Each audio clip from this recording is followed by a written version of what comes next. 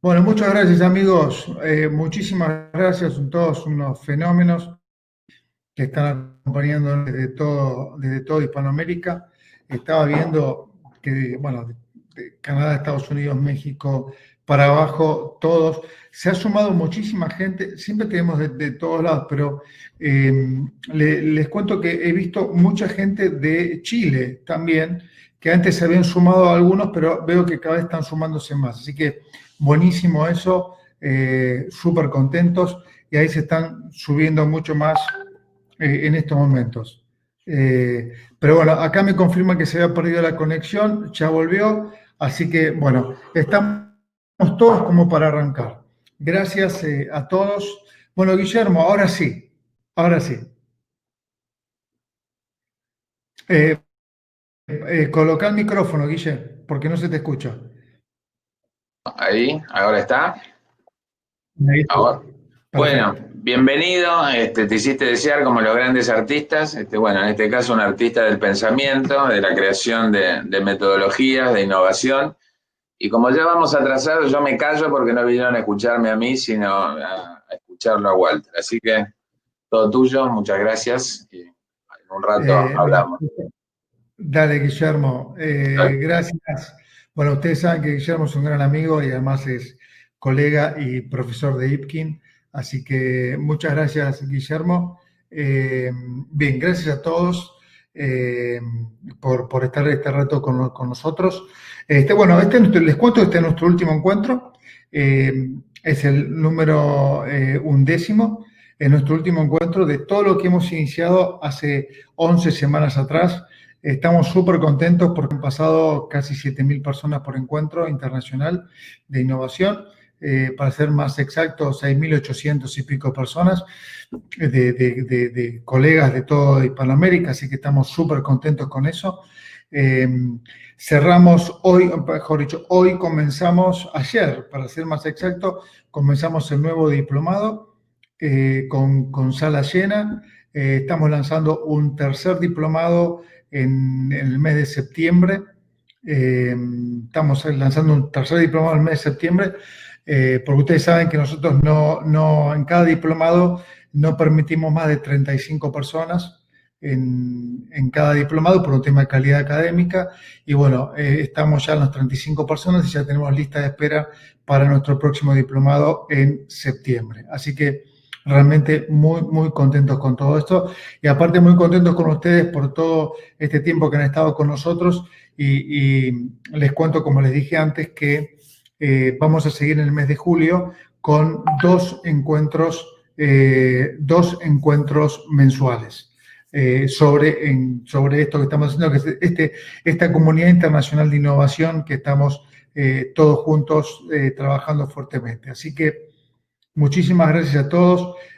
Justamente, bueno, acaba de ingresar Miguel de Otto y les comentaba que hemos tenido un crecimiento exponencial desde el primer encuentro hasta hoy de todos los países de Latinoamérica y en especial Chile, que también se han incorporado muchísima gente. Bueno, vamos a meternos en tema. Ustedes ya nos conocen a todo el equipo de IPKIN y saben que pueden hacer preguntas en cualquier momento que ustedes deseen. Pueden hacer preguntas en relación a este encuentro que estamos teniendo. Así que, bien, vamos a ir metiéndonos en esto que es la teoría de las 5 Rs, que es un desarrollo fue un desarrollo mío, en realidad un desarrollo que ya tiene varios años, que lo fui perfeccionando en el tiempo, para poder explicar justamente, explicar cómo las compañías tienen una tendencia hacia la innovación o una tendencia hacia la resistencia al cambio, pero de una forma que podamos cuantificarla, no solamente la tendencia, sino también qué aspectos en las compañías. Bueno, este soy yo, ya me conocen, soy argentino, esta es mi familia, Agostina es mi hija única que está allí en el medio. Con ella hemos escrito 2 libros, ahora el último acaba de salir. Bueno, mi mujer Adriana, que está a la derecha, me encanta tomar mate, me encanta viajar, escribo muchísimo y me gusta mucho también entrenar. Sé que ya me conocen, así que este soy yo, no vamos a ampliar mucho más. Vamos a meternos en la teoría de las 5 R's. Hay una cuestión que es importante comprender, que es la siguiente. Les he comentado en algún momento que el origen de los conflictos en las compañías era esa relación que existía entre la estrategia como ente vertical, como forma vertical, y las políticas, programas, procedimientos, normas, métodos, que es justamente lo horizontal. Es decir, son las herramientas que permiten que esa estrategia se pueda incorporar. Entonces, para poder hacerlo bien, hay una cuestión que es fundamental. Es decir, el nexo, el punto de encuentro entre ambas cuestiones, estrategia, políticas, procesos, normas, métodos, etcétera, es justamente la coordinación. Entonces, cuando uno dice, estoy coordinando, la primera pregunta que uno se tiene que hacer es, ¿qué es coordinar? Es la primera pregunta que uno tiene que hacerse en ese campo. Entonces, muchos me pueden decir que coordinar es poner en movimiento lo que ya está preestablecido, que coordinar es dar flujo a todas las circunstancias, tareas, procedimientos, etcétera, que tenemos dentro de la organización. Ok, coordinar puede ser, por ejemplo, la capacidad de tener y de hacer el uso de recursos de una manera tal que permita poder ser más eficiente, más eficaz, más efectivo, etc. Pero también hay una cuestión que es fundamental comprender. La coordinación siempre trata de buscar la manera justamente de darle flujo a todo aquello que es conocido. Me refiero a recursos, métodos, políticas, programas, estrategia, talento de la gente, etcétera, etcétera. La gestión está vinculada a otro aspecto mucho más profundo. Es decir, la gestión está vinculada a resolver todos los conflictos que en la coordinación no están previstos. Es decir, cuando hablamos de gestión, decimos que es el arte que se tiene para resolver toda circunstancia que está por encima de la coordinación. Entonces, en la teoría de las 5 E's, que intenta demostrar, y de hecho lo demuestra, porque ya fue probada en muchísimas compañías en Hispanoamérica, cuáles son esas relaciones entre gestión y coordinación. ¿Cuáles son los conflictos naturales que existen en la coordinación que se ocultan en las organizaciones, es decir, que no se resuelven? ¿Y cuáles son las cuestiones emergentes que tenemos que trabajar para poder resolver todo ese campo de problemas no previstos, de situaciones, de riesgos, etcétera, que aparecen, que tienen de alguna forma el arte de la gestión que tiene que resolver? Frente a esta realidad, hay cinco elementos que son fundamentales tener en cuenta para poder explicar esta realidad. Y quiero que compartan conmigo. Cuando trabajamos en innovación, hay dos ejes que son fundamentales tener en cuenta. Dos ejes que son fundamentales. Uno es la tendencia que tienen las organizaciones hacia las ideas, y el otro es la tendencia que tienen las organizaciones hacia el compromiso. Y entonces aquí quiero trabajar en estos dos conceptos que son fundamentales para entender la teoría de las 5 R's. El primer concepto es si tenemos tendencia hacia las ideas. Cuando decimos tendencia hacia las ideas, no es tener un concepto que se me ocurre algún día y digo, bueno, hagamos esto, hagamos aquello, se me ocurrió que con esto podemos bajar costos o aumentar la productividad. Una idea es un producto que tiene un determinado nivel de producción. No es simplemente un concepto, no es simplemente que yo tengo una imagen en mi cabeza y la cuento. sino que tiene todo un proceso de producción que muchas veces no se trabaja. Estas son las cosas que yo siempre discuto en las empresas. Consideran que una idea es simplemente un concepto, una imagen que lanzo así en el aire y no tiene una producción determinada. Recuerden que una idea es justamente un concepto que tuvo que haber de alguna forma tocado la realidad. Es decir, en otras palabras, entre el concepto y la imagen que yo tengo aquí en mi cabeza y la realidad, hay una diferencia enorme. Hay un puente que hay que cruzar. Y en ese puente que hay que cruzar y que vamos construyendo y que choca con la realidad, es donde la idea comienza a tener cuerpo. ¿Hay metodologías, hay criterios, hay herramientas para poder hacerlo? Por supuesto que sí. Pero el otro eje, por lo tanto, es el eje en relación al compromiso. Y fíjense que acá estamos aplicando la palabra compromiso y no la palabra acuerdo, por una cuestión muy importante para entender.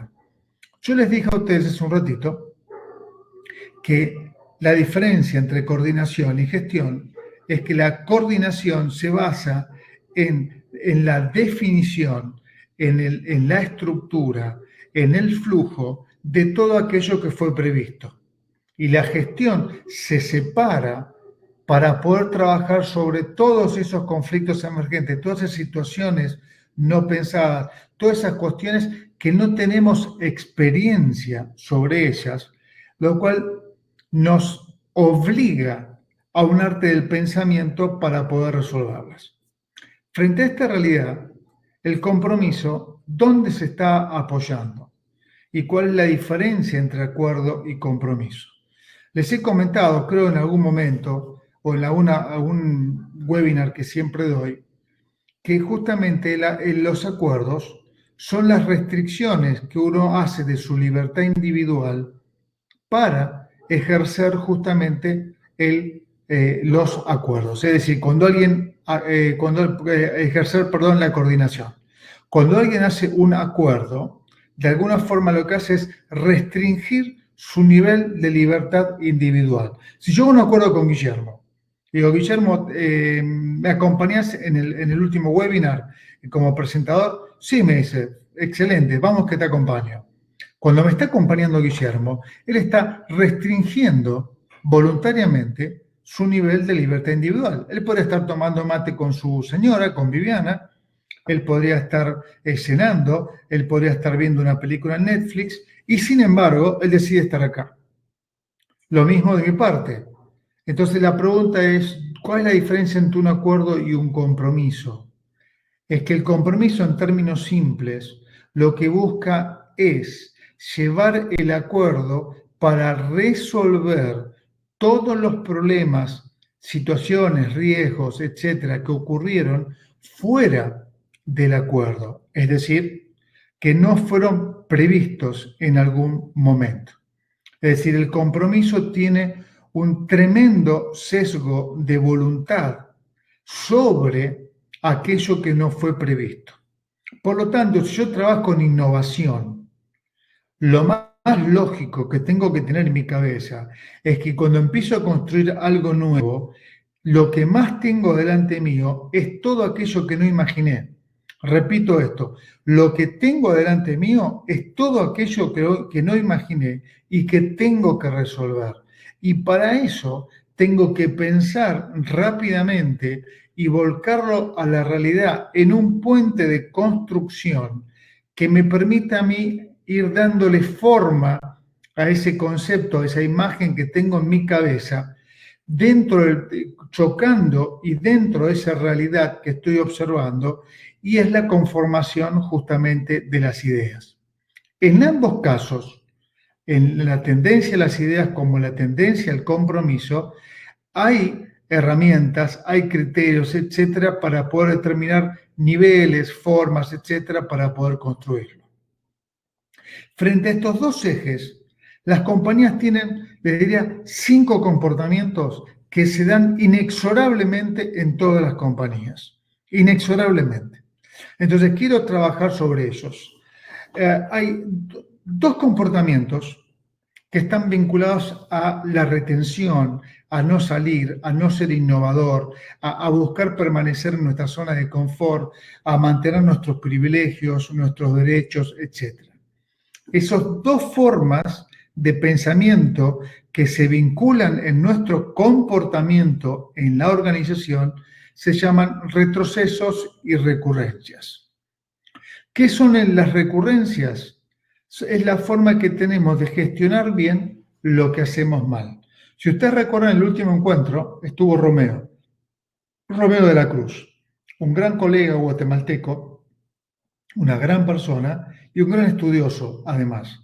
Y que cuando Romeo nos juntamos con él y charlamos sobre este tipo de recurrencias, que es una forma de costos, es decir, gestiono bien lo que sé que estoy haciendo mal. Y Romeo dio unos ejemplos de 7 preguntas y Romeo dijo, bueno, tenemos más de 200 preguntas que pueden explicar esto. Y dio algunos ejemplos, pero para dar otros ejemplos simples, por ejemplo, reuniones donde nos juntamos todos y nunca resolvemos absolutamente nada, gestionamos bien la hora, gestionamos bien la agenda y nunca resolvemos absolutamente nada, es decir, gestionamos bien lo que hacemos mal permanentemente.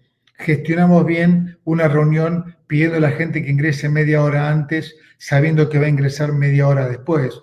Gestionamos bien de aumentar en nuestra planificación o en nuestro proyecto horas, días o semanas, porque sé que mi compañero es muy lento, entonces por lo tanto lo que él me promete no lo va a cumplir. Entonces si él me dice que lo va a entregar el lunes, seguro que lo va a entregar el viernes. Entonces yo amplío mi buffer en los proyectos y alcanzo 4 o 5 días más pensando en que mi compañero no lo va a entregar. Entonces todo eso lo gestiono bien, pero en realidad lo estamos haciendo mal. Entonces esa tendencia es absolutamente natural. Por otro lado, los retrocesos. Fíjense, vamos a la otra tendencia que no nos lleva a la innovación. Gestionamos mal lo que hicimos bien. Hemos logrado un cambio fundamental en nuestra forma de medir los clientes, de medir el clima laboral, de medir nuestro sistema de eficiencia. Hemos logrado unos cambios, pero excelentes. Hemos cambiado el organigrama, hemos hecho una reingeniería enorme, hemos creado nuevos puestos laborales para aumentar la eficacia organizacional. Lo hemos hecho realmente muy bien, pero lo que hacemos es gestionarlo mal. Es decir, todos los problemas, los conflictos, los riesgos que se asumen después de eso, nadie lo gestiona o lo hacemos mal. ¿Qué es lo que genera ese resultado? Que se caiga. Por eso muchas veces los invitan a ustedes a resolver una situación que fue resuelta hace 6 meses o un año atrás. Entonces me invita y digo, Guillermo, ¿te acuerdas este tema que hemos logrado, que nos fue muy bien, que hemos mejorado el clima laboral? Sí, dice Guillermo, hemos tenido un 95% de felicidad organizacional. Bueno, eso fue el año pasado. Hoy tenemos un 40%. Y Guillermo me pregunta, ¿por qué ocurrió esto? Guillermo, les cuento que fue director de recursos humanos de muchas compañías internacionales y con él hemos charlado estos temas y hemos trabajado juntos. Él me permitió trabajar con él. Entonces la pregunta es, ¿por qué pasó todo esto? Entonces empezamos a darnos cuenta que gestionamos mal lo que hicimos bien. Esos 2 parámetros hacen que la organización tienda naturalmente a descender en las ideas y a descender en el compromiso. Ahora, fíjense otras posturas diferentes, como son el rediseño y la redefinición. Fíjense que el rediseño que tenemos también por allí dice gestionar bien lo que hacemos bien. Y fíjense que lo interesante de gestionar bien lo que hacemos bien plantea que si las cosas se hacen dentro del parámetro que está establecido, hay algunos emergentes pequeños, alguna cuestión que está dando vueltas por allí, bueno, perfecto, vamos agregando alguna idea para poder mejorarlo y también agregamos compromiso para poder hacer eso. Es decir, que desde el rediseño se puede innovar o se puede hacer mejora continua. Y fíjense qué pasa en la redefinición. Dice, gestionamos peor lo que hicimos mal. Esa es otra postura también muy negativa, donde hay un bajo nivel de ideas y donde hay un bajo nivel de compromiso. Y uno se pregunta y dice, pero Walter, ¿cómo podés poner eso como un factor crítico y a favor de la innovación? porque es algo maravilloso. Porque cuando yo me doy cuenta que lo que estoy haciendo lo estoy haciendo peor y lo que hice lo hice mal y estoy cayendo en un vacío, ese vacío me obliga a mirar hacia arriba, es decir, me obliga a encontrar ideas. Es decir, no como un acto voluntario inicialmente, sino como, si me permiten este concepto, como un acto de última instancia. Y si ustedes leen uno de mis cuentos de Cuentos Reales de Innovación de mi primer libro, justamente arranca el libro diciendo las 7 mujeres de la innovación, en ese cuento, arranca diciendo, en la mitad del camino de mi vida, algo así dijo el poeta, dice, me encontraba asolado, me di vuelta y no tenía nada detrás, y tenía toda una pared detrás que me obligaba a ir hacia adelante. Es decir, la persona se da cuenta que lo que hizo lo gestionó peor y digamos, lo que había hecho estaba mal y no tenía otra opción que salir adelante. Es decir, lo que llamamos hoy crisis, que estamos tan metidos con el tema del COVID-19 y un montón de cuestiones más. Lo que estamos diciendo con esto es que hemos gestionado peor lo que hicimos mal, por eso estamos en esta circunstancia. Y desde ahí tenemos que salir con alguna idea que nos permita crecer. Entonces, ¿es el momento adecuado llegar a la redefinición como factor para salir a innovar? Obviamente que no, pero a veces es muy necesario tener en cuenta ese factor para poder salir adelante. Muchas empresas nos llaman a nosotros y dicen, estamos en el peor de los momentos, necesitamos innovar. Digo, tenés que llegar a estar en un campo de redefinición para pensar que tenés que innovar. Ahora, fíjense lo interesante de esto, que cuando yo caigo, la caída lleva mucho tiempo, no caigo de golpe, eso lleva tiempo. Ahora, cuando quiero innovar, quiero reducir ese tiempo a su máxima expresión. Es decir, tardé en caer 10 años y quiero convertirme en el innovador más grande del mundo en 5 meses. La cuestión tampoco es posible. Entonces, el otro punto importante también a tener en cuenta aquí, de un punto muy importante a tener en cuenta, es la retroalimentación, que es nuestra quinta R. Y fíjense que lo interesante de retroalimentación dice, ¿cómo gestionamos el conocimiento?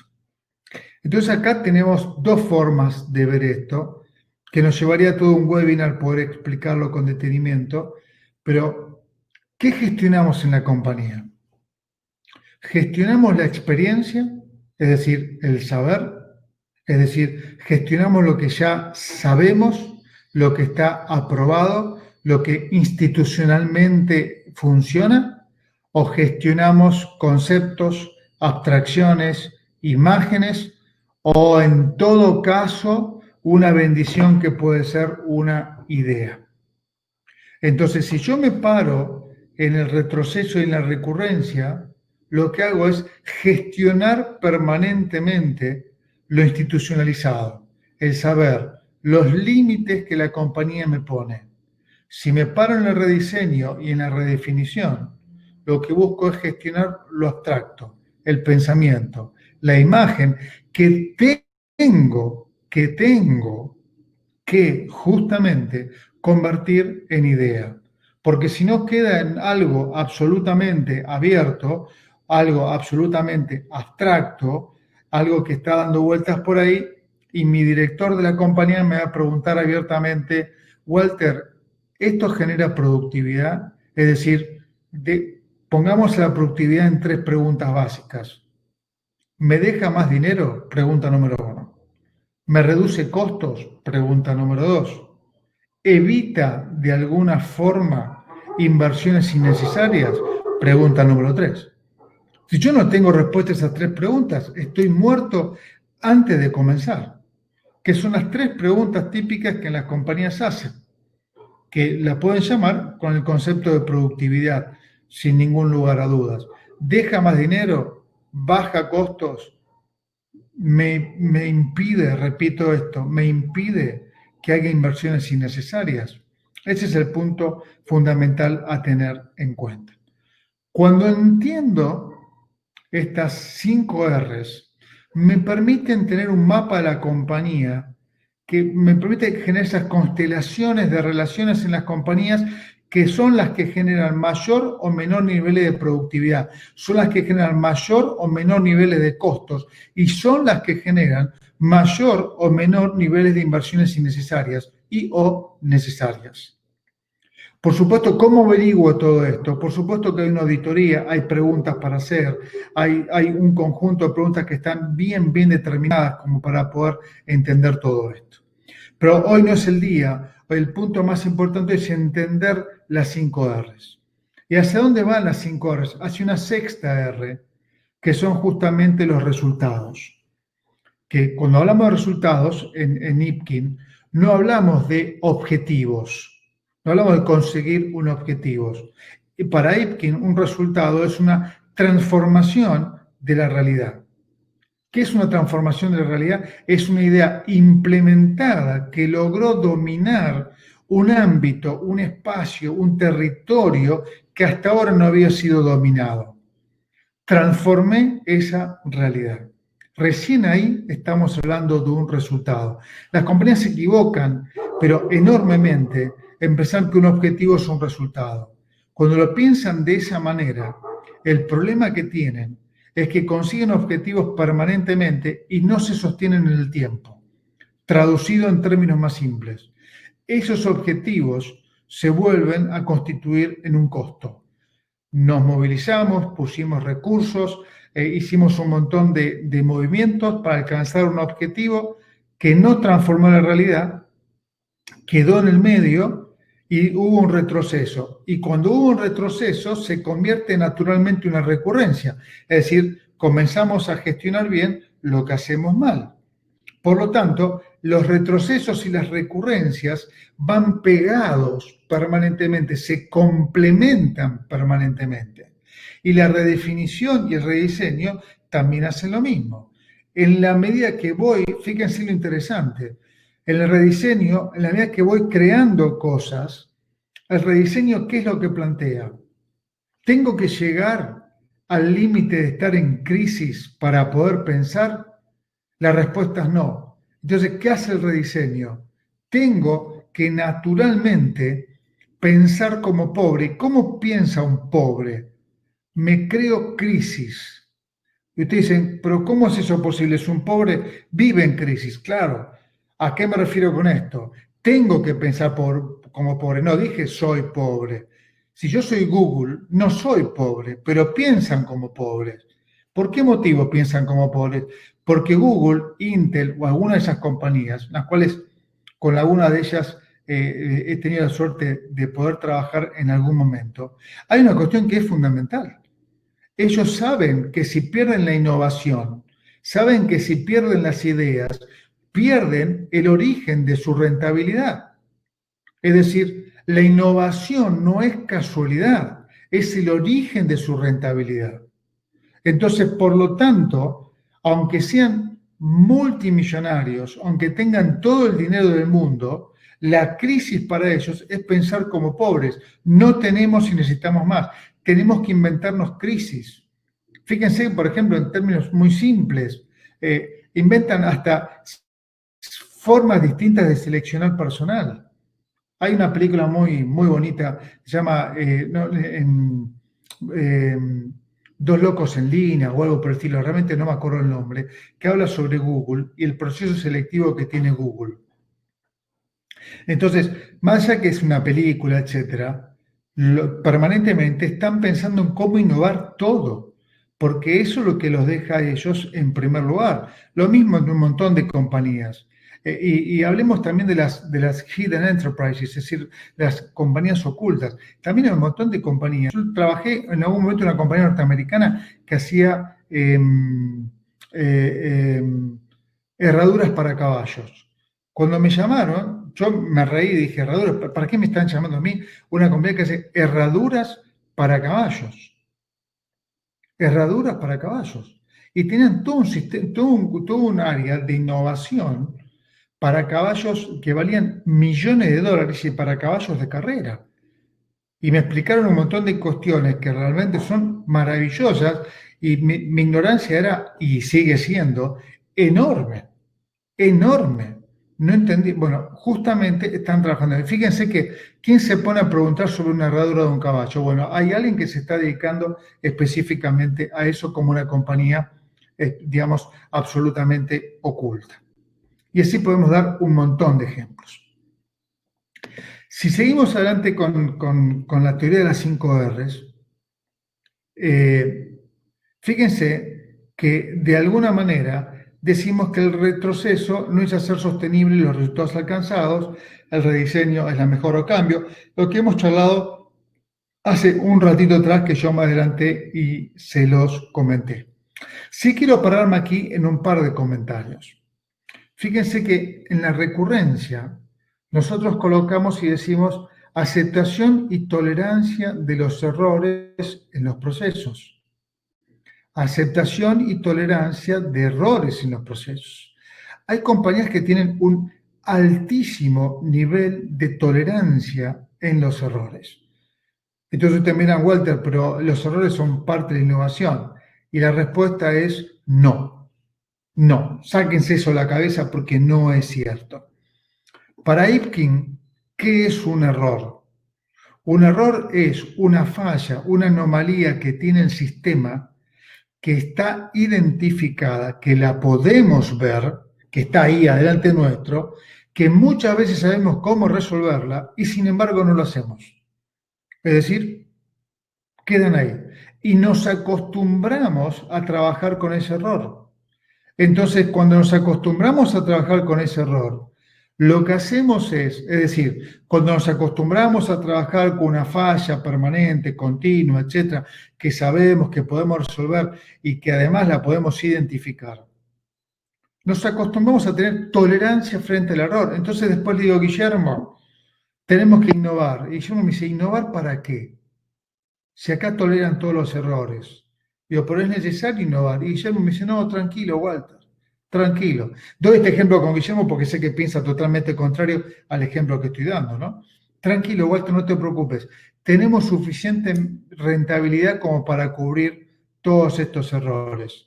Digo, Guillermo, no te entiendo. Claro, me dice, mira, es muy simple esto. ¿Cómo manejamos la productividad de nuestra compañía? Es rentabilidad sobre tolerancia al error. No te entiendo, Guillermo. Claro, cuando nosotros ganamos más dinero, más errores toleramos y no hay ningún inconveniente. Cuando ganamos menos dinero, menos errores toleramos. Es decir, que tengo que llegar a ganar menos dinero para tolerar menos errores. Claro, me dice Guillermo, por supuesto.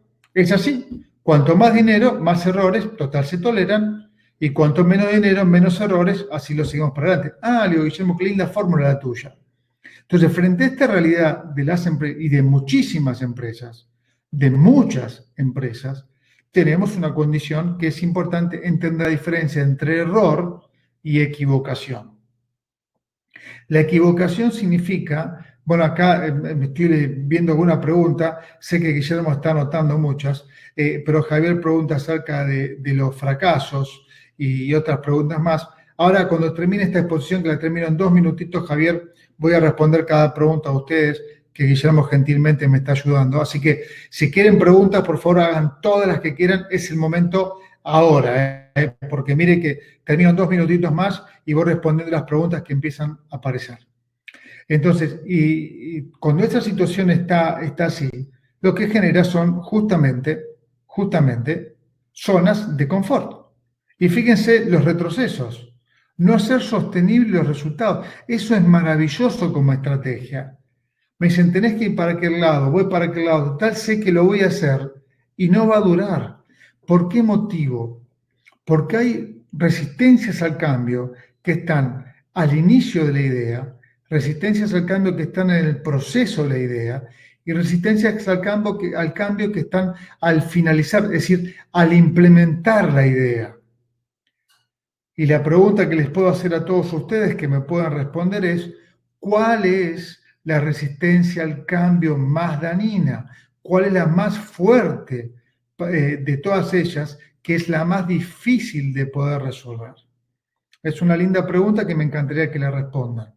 ¿Es la que está al inicio, la que está en el proceso o la que está en el final? Son 3 tipos de resistencias totalmente diferentes, totalmente distintas y con un poder distinto cada una de ellas. Entonces, un punto importante a tener en cuenta, que acá están algunos de ustedes ya respondiendo, ¿correcto? Que es muy importante tener en cuenta. Entonces, quiero finalizar rápidamente contándoles a ustedes que si quieren innovar, tienen que evitar las recurrencias y los retrocesos. Lo primero que enseñamos en el diplomado, o lo primero, digamos, arrancamos explicando qué es una idea, un concepto, cómo construir una idea y un montón de temas más. Lo primero que tienen que tener en la cabeza es que si ustedes trabajan sobre recurrencias y retrocesos, nunca, nunca van a poder innovar, jamás. Van a tener movimientos permanentes, movimientos ida y vuelta, pero no van a tener avances. Cuando ustedes les enseñan que un diseño, que una metodología genera avances y genera casos digamos, de grandes avances, etcétera, es mentira. Al final de cuentas se termina cayendo en la mayoría de los casos. Por eso siempre explico y digo lo mismo. Si fuese tan fácil innovar y tan fácil generar ideas, ¿por qué siempre estamos refiriéndonos a las mismas compañías? ¿Por qué siempre son 15, 20, 30 compañías que conocemos todos que innovan y el resto copia? ¿Por qué? ¿Por qué el 0,5%, el 1% de las compañías innova y el resto copia? Ese es el punto fundamental a tener en cuenta con esto. Por eso cuando les hablo de las 5 R's, estimados amigos, es para que comiencen a pensar de una manera diferente. Y acá quiero hoy dedicarme, siendo este último día de encuentro de junio, porque en julio seguimos 2 encuentros por mes en julio, porque lo han pedido, así que vamos a seguir con todo en julio también. El punto es, ¿por qué ocurre esto? Y quiero empezar a responder algunas preguntas. Guille, ¿me ayudás? ¿Sos tan amable? ¿Estás ahí en línea? Estoy, ¿cómo te va? ¿Me dejás pasar un parroquial de alguien que me preguntó y no le contesté? Es decir, yo mencioné mientras te esperaba que estaban los libros de Ipkin a disposición. Bueno, los pueden descargar de la página de Ipkin gratuitamente. Así que, Omaro, que me preguntaste, acá tenés, bueno, estaban listos ya los parroquiales, y esto no estaba coordinado. Preguntas. Pregunta Camilo, ¿por qué si desde el inicio se sabe que algo se hizo mal, se da paso a la gestión? ¿Por qué empezamos a gestionarlo encima? Bueno, fantástica, Camilo, tu pregunta y te la contesto rápidamente. Hay una tendencia natural que tenemos muchos seres humanos de saber que si algo salió mal, la pregunta que uno se hace es ¿quién y qué está detrás? Si algo que se está haciendo mal viene de parte de alguien con poder dentro de la organización, aún sabiendo que se está haciendo mal, uno tiene que gestionarlo igual. A veces hay muchas personas que necesitan de la experiencia del resultado negativo para darse cuenta de que eso estaba mal. Entonces, por ejemplo, te doy un ejemplo simple, Camilo, para entender. Las compañías, por ejemplo, incorporan métodos para mejorar la actitud de la gente. Entonces creen que el método empuja la actitud de las personas, que el método empuja el compromiso, que el método empuja el avance de las personas y las buenas ideas. Y es totalmente al revés. Es el compromiso, las ideas, la voluntad lo que empuja el método. Por eso los métodos en ese caso no sirven. Entonces, muchas veces uno ejecuta cosas que saben que está mal, porque quien las empuja tiene más poder que uno, en muchos casos, ¿no? Bien, acá Ricardo y algunos otros preguntan si podés repetir la diferencia entre error y equivocación, y yo me atrevo a incluir fracasos. Ah, vos me la querés complicar, digamos. Bueno, para algo estamos, ¿no? Sí, justamente, no sé para qué te pedí, Guillermo, que estés conmigo. Después que me usaste de ejemplo de todo lo malo, yo tengo que vengarme. No, pero aclaré. Sí. Como conozco a Guillermo, correcto, y hemos trabajado juntos, no. Ok, ¿cuál es la diferencia, amigos? Y ahí lo pueden leer de un libro de cuentos reales de innovación, el primero, este que está en celestito y amarillo, que tiene como un túnel. Ahí pueden leer dos cuentos. El rey y el soldado, el rey habla primero, el rey y el soldado le responde al rey. Ahí le dedico dos cuentos a explicar esta diferencia, que se la voy a explicar rápidamente ahora y voy a explicar el concepto de fracaso. El error es una anomalía, una falla que el sistema tiene, que es observable, es identificada, somos conscientes que muchas veces sabemos cómo resolver, pero por conveniencia no lo hacemos, dejamos que corra. ¿Por qué? Porque un error me puede apoyar en mi zona de confort, un error me puede dar trabajo. Hay mucha gente que su puesto laboral es un error, no sirve para nada. Hablo del puesto laboral, no de la persona. Hablo del puesto laboral. Pero sin embargo, yo levanto la mano y digo, señor Guillermo, sí, señor director, mire, me he dado cuenta que mi puesto laboral no sirve para, no agrega valor. Y Guillermo me dice, ¿qué hago? Échenme. No, estamos todos locos. Bueno, esto pasa. Correcto. Entonces confundimos el talento de la persona con el error. ¿Qué es una equivocación? La equivocación es una desviación que se produce por única vez entre el pensamiento y la realidad. Es decir, en ese puente entre el pensamiento, la imagen, el concepto y la modificación de la realidad, siempre vamos a tener diferencias. En esa diferencia va a aparecer lo que se llama una equivocación. Y en esa diferencia, justamente, es cuando se comete por única vez. Si seguimos haciéndolo, la equivocación se convierte en un error. ¿Dónde están los fracasos? El punto, ahí viene otro punto también muy importante. ¿Qué significa un fracaso? Un fracaso significa que hemos perdido la voluntad de encontrar una alternativa para poder resolver esa situación. Lo voy a pasar al revés, lo voy a poner en forma más poética. Un fracaso es la capacidad de tolerancia al dolor que no tiene esperanza. Esta frase la saqué de un gran amigo mío que no la puso de tal forma, pero que se llama Dante Alighieri, cuando escribió la Divina Comedia, que cuando llega el Dante a entrar en el infierno, que le agarra miedo, que lo estaba acompañando su gran maestro, que no me acuerdo en estos momentos. Cuando llega a entrar al infierno, le dice, bienvenido al lugar que no hay esperanza. Ese es el fracaso. El fracaso significa que hemos perdido la capacidad de encontrar una alternativa y que estamos decididos a tolerar el dolor de ese error. Es tremendo. Es tremendo. Bueno, ahí estoy viendo que Javier Palacio había mencionado también el tema del fracaso, ¿no? Vilma nos pregunta si podés explayarte un poquito más sobre la consideración que hiciste sobre considerarse pobre, y lo vinculo con otra pregunta que está también, si es porque hay tolerancia al error, porque hay rentabilidad y se está en la zona de confort. Las dos preguntas las veo muy, muy cercanas, por eso te las... Bien, vamos al tema de pobre. ¿Qué es lo que ocurre? Cuando nosotros nos va bien rentablemente en las organizaciones, lo que hacemos es empezar a pensar la manera de cómo distribuimos las riquezas.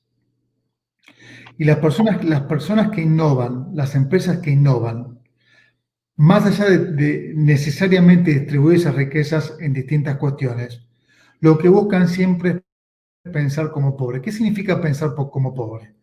Significa pensar que lo que tengo no me alcanza.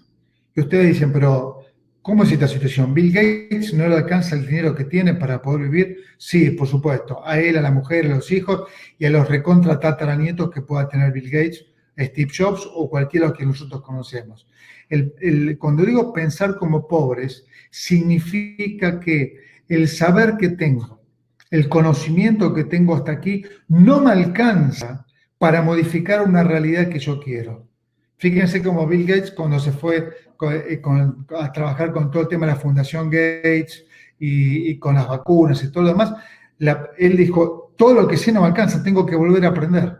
Es decir, pensar como pobre es tener la voluntad de alejarse de lo que uno ya sabe, de lo que uno tiene y volver a arrancar.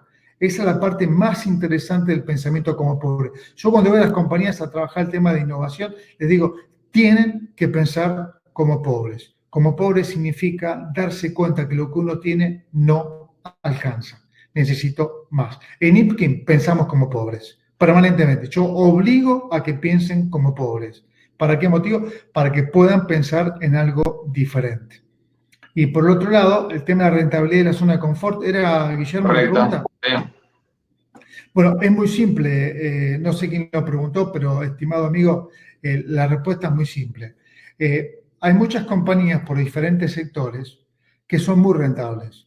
Y cuando tenés mucha rentabilidad, la gente tiende a dominar ciertas zonas y se permiten un montón de tolerancias frente al error o tolerancias frente a circunstancias que no se permitirían de otro modo particular. Entonces, cuando se mide una organización desde el punto de vista solo de la rentabilidad, si yo como director digo, ¿cuántos millones de dólares me dejó Ipkin este año? 20 millones de dólares. Ojalá hubiese sido, pero 20 millones de dólares mejor este año Ipkin. Me conformo, está bien para mí. El año que viene, Guillermo, quiero que me deje 25. Bueno, perfecto. Me deja 26. Estoy contento, pero adentro tenemos un desastre inmenso, tremendo desastre. Y les puedo contar de un montón de compañías que he vivido, compañías número 1 del planeta que he trabajado y adentro son un completo desastre, pero son tremendamente rentables. Entonces hay una combinación directa entre la pasividad y la rentabilidad, cosa que naturalmente o lógicamente uno pensaba que fuese al revés. Una pregunta de Carlos Quiroga es si el compromiso lo tengo que tener con lo que tengo que hacer o con lo que quiero hacer. Bueno, es una linda pregunta, ¿eh? Carlos, esa. Es fácil. Cuando vos decís, esta pregunta, Carlos, te diría que casi me hiciste acordar a un amigo mío que se llama Immanuel Kant, tipo complicado como él solo. Tenés grandes amigos, veo, ¿eh? Dante Alighieri, Kant. No, pero Immanuel Kant es un gran amigo, es un gran pensador que estaba entre Hume, que era su gran maestro, y Descartes por el otro lado, ¿no? El racionalismo de Descartes y el empirismo de Hume, ¿no? Venía por ese lado. Entonces, bueno, le encontré una vuelta de rosca al tema, pero no viene al caso. El punto importante en esto es entender lo siguiente. Kant, en uno de sus conceptos, dice, hay dos formas de ver las cosas. Una es del sentir que es mi obligación y otra es sentirme que estoy obligado. Fíjense esta pequeña diferencia que plantea acá. Es tremenda. Supongamos que lo voy a plantear en forma muy simple. Yo me siento obligado a hacer esto, es decir, lo quiero hacer.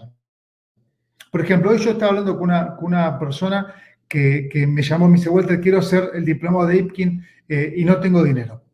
Hoy a la mañana, no tengo, yo ni la conozco, es una señorita, ni la conozco, físicamente no la vi.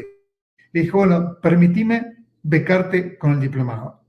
Entonces mi mujer me dijo, ¿por qué haces eso?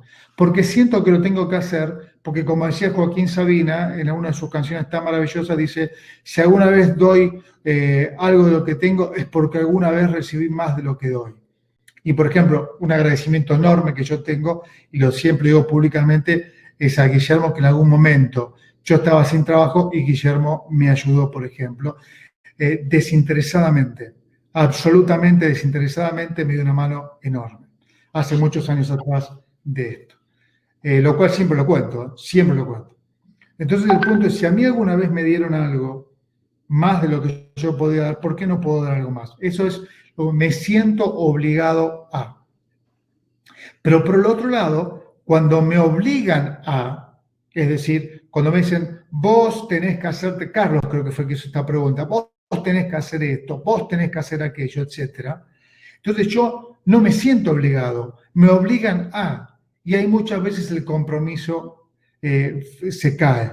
Entonces, ¿cuál es el punto medio en ese punto? Es algo maravilloso. Lo que hago es decir, yo me siento obligado a la compañía porque me paga un sueldo, me siento obligado porque me da una educación, me siento obligado con respecto a mi puesto, me siento obligado con mi moral, aunque no comparte esto que me están pidiendo. Y lo comienzo a hacer. Es un tema que tiene un gris en el medio, realmente muy, muy importante. Tiene un gris ahí en el medio muy, muy importante. ¿De acuerdo hasta acá? Pero Sí. recuerden eso, sentirse obligado o me obligan a. Esa es la respuesta fundamental. Por eso los líderes no te obligan, te sentís obligado con él. Esa es la gran diferencia de un líder. Yo me siento obligado con él. No tiene que obligarme él a hacer algo. Tengo una última por la hora, que es de Javier Pulesio, que pregunta, ¿cuál es el papel de la cultura en la innovación? El papel de la cultura en la En la innovación, innovación. sí. Bueno, hay un cuento. A ver, estoy planteando esto de los libros por una sencilla razón. Los pueden descargar gratis, no que estamos vendiendo libros, porque la forma en que estoy hablando pareciera que tengo una biblioteca atrás. Digo, bueno, $5, $10, 20, los estoy. No. Los pueden descargar gratis. Es más, quiero que los descarguen gratis. En Cuentos de Innovación 1, el primer cuento se llama La cultura está angustiada. Y en ese cuento está la respuesta que me estás pidiendo. Así que los voy a joder y no les voy a dar la respuesta a esa. Bajen el libro y la leen ahí, porque el Hades le dice a la cultura, porque tu cultura que quisiste ser una diosa, entonces así lo será. Y le lanzo una sentencia terrible, Hades, a la cultura, y ahí está la respuesta que me estás pidiendo. Así que bajen los libros, léanlos y es gratis. Una pregunta más, Guille, porque esta no la respondí. Una pregunta más. Hablaste que lo nuevo es lo que no imaginé, ¿no? Y que obviamente es el trayecto de la innovación es un camino solitario, ¿no? Hacia la innovación, pues no tiene sendero. ¿Qué habilidades crees que tienen que tener las personas, los ejecutivos, los colaboradores para transitar este camino solitario, angustioso y vaya a saber cuántas cosas más? Bueno, una de las habilidades que tienen que tener fundamentalmente, yo diría 3 habilidades que son fundamentales. La primera es paciencia. Y paciencia no significa espero que pase algo. Paciencia significa la capacidad de tolerancia que tengo sobre el tiempo mientras voy haciendo cosas. ¿Se entiende la diferencia? Paciencia es, tengo que esperar mientras voy haciendo. No es, me quedo en casa y digo a mi mujer, ¿cuánto cobraste este mes? Tráeme la plata si puedo pagar los impuestos. No. Paciencia es, comienzo a tolerar el tiempo para que las cosas suceden. Voy haciendo mientras las cosas. Número 1, paciencia. Número 2, constancia. ¿Cuál es la diferencia, Walter, entre paciencia y constancia? Es que constancia significa la voluntad que tengo para resolver las distintas circunstancias que se me van apareciendo y olvidar tan pronto posible sea todo aquello que fue malo hacia mí. Es decir, si alguien no me da algo, lo olvido rápido. La constancia implica el olvidar todo aquello que me afecta para buscar algo que me permita crecer, desarrollarme, etc. Y tercer punto, que no es un tema menor tampoco en la innovación. Van a tener en la innovación un par de mujeres que son terribles, duda y vacilación. La duda está en relación siempre con el método, está en relación siempre con lo intelectual y la vacilación con las emociones. Entonces, esas 2 mujeres te pegan de una manera que es increíble. Dudas y vacilación, dudas desde lo metodológico. ¿Hacemos encuentro para julio? No hacemos más encuentro, pero tenemos 6.000 personas que estuvieron con nosotros. Pero sí o no hacemos encuentro en julio y tenemos las dudas metodológicas. 2 encuentros o 1 encuentro, 10 encuentros, ¿cuánto hacemos? Y la vacilación está en las emociones. qué sentimos, qué se siente la gente. Todo eso es importantísimo. Y la cuarta, si me permiten, que yo la aplico mucho, pero esta, por supuesto, es un tema absolutamente personal. Oren, oren, a quien ustedes quieran, al gato con botas, al mate, a Dios, a Buda, al payaso Krusty, al que ustedes quieran. Cuando oran, las cuestiones comienzan a tener una forma absolutamente diferente. Pero la Bueno, cuarta es muy personal. ¿Mm? Walter, muchísimas gracias, súper esclarecedor como siempre. Gracias por todo lo que dijiste de mí ahí al cohete, porque no hacía falta ventilarlo más.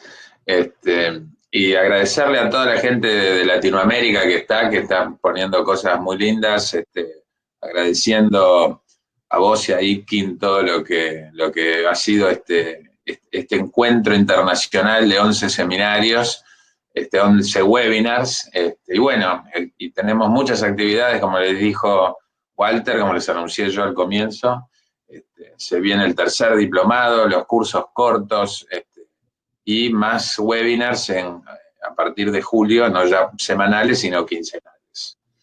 Bueno,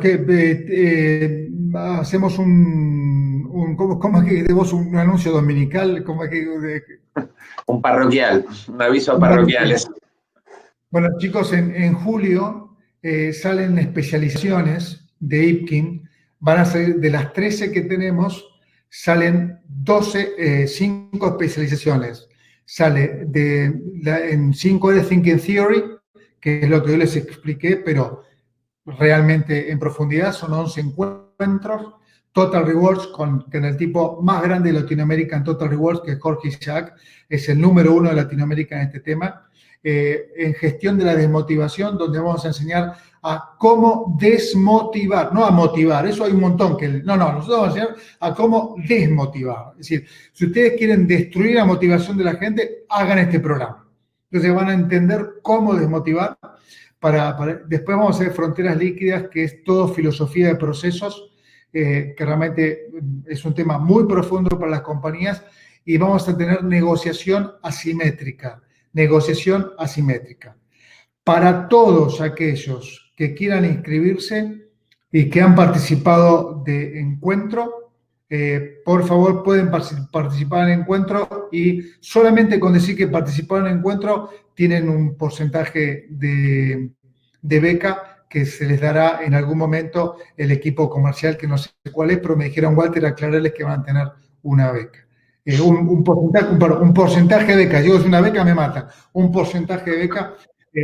Así que los esperamos a todos para que puedan tomar alguno de estos programas y en profundidad. Y les agradecemos enormemente todo lo que han hecho por nosotros, todo en estos encuentros, y salimos con todo en julio para hacer 2 encuentros mensuales en Ipkin. De mi parte, mil gracias, que Dios los bendiga y nos vemos. Y yo como siempre, gracias, un fenómeno. Gracias a todos. Y estamos en contacto con todos. Buenas noches, chau, chau.